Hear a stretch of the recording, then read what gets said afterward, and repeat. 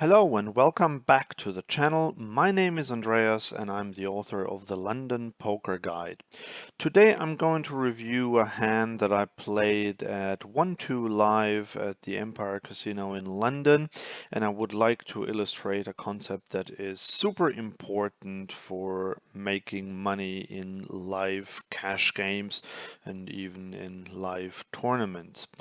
Let's get started. So we have Lim from the low jack, the high jack, who is a recreational player. I think he is a thinking player. He's definitely not a terrible player, but definitely not a great one either. So I call here with my pocket fives in the cutoff. If this were a tough online game, I would advocate to play 3-bet or fold in the cutoff, but in a live game, this is basically where you make money with a hand like this, because it's quite likely that it will go multi-way, and if I then hit, I can extract a lot of value. But unfortunately everyone else folds, so we go to the flop heads up, but it's not the end of the world because we still have a pair and we have position, so we might be able to take the pot away from the pre-flop raiser. But we don't need to worry about that because we flop a set. And even better, the hijack bets into us, not quite half pot. I didn't want to scare him away because I thought recreational players just tend to c-bet too much on pretty much any flop. So if I raise here straight away, yes, we could get money into the pot if he has a strong hand, but I figured that I could do that on the turn.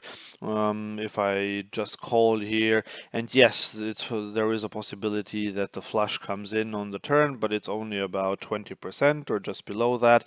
So I thought I'd take my chances here, so I just called. Unfortunately, we do get the flush on the turn here, but our villain bets again. He now bets a third pot, which actually in GTO is the right thing to do here, whether he has a flush or a straight or a top pair. He basically should bet for value or as a bluff, with a small sizing here, which he does, although I think in practice a recreational player, if he hits his flush here, he will either slow play it or you will bet big. But the third pot with a flush seems quite unlikely to me. That said, now that the flush is there, I didn't want to scare him away if he happens to have a queen here or an overpair. So I thought it's better to just call here again, which I do. And then we get this river. Not the best rivers in the world, at least it's not another diamond. But we now have a one-liner to straight plus the flush that we had on the turn, and I think this board is now so scary for our villain that he checks. So now, what would you do in this situation here? And I know that I used to make a mistake here because I would see, wow, there's the four-liner, there's the flush out there. Yes, I have a set, but what could I get called by?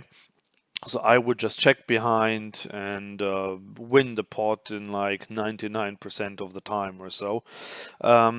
Which is probably a bit exaggerated. Our equity is not quite that high, but it is pretty high because we basically lose to pocket eights, pocket queens, and the occasional seven. I highly doubt that he has a flush when he takes this line, but we are very confident that we have the best hand, and a lot of recreational players just can't let go of their aces, kings, ace, queen, king, queen, even queen, jack.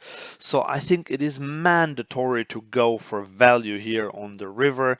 If you pretty much half pot it or go a little bit higher, then there is a chance that we will get called. Will we always get called by a weaker hand? No, obviously not. but I think it's definitely worth trying it. So I went for 40 here, and our villain said, and this I think is quite crucial, the villain said, "Oh, I don't know if I should call, but you either have the flush or you have nothing here." Obviously, I can't have nothing here, because what would I have called two bets with?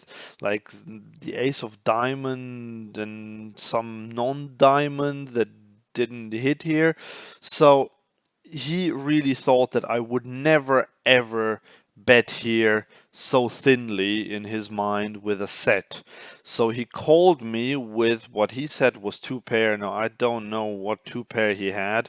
Maybe queen 8 suited, which is a bit of a loose open, but yeah, you see that all day in live poker. He didn't show, but he did call me, and then he said, "Oh wow, I did not expect to see a set in this situation." And this is exactly why you have to go for this thin value here. And yes, sometimes you will get called by pocket eights or pocket queens in this situation, but I still think it is definitely the right thing to go for value here. So if you liked this video, please like and subscribe to the channel. Many more to come, and have a great rest of your day. Bye.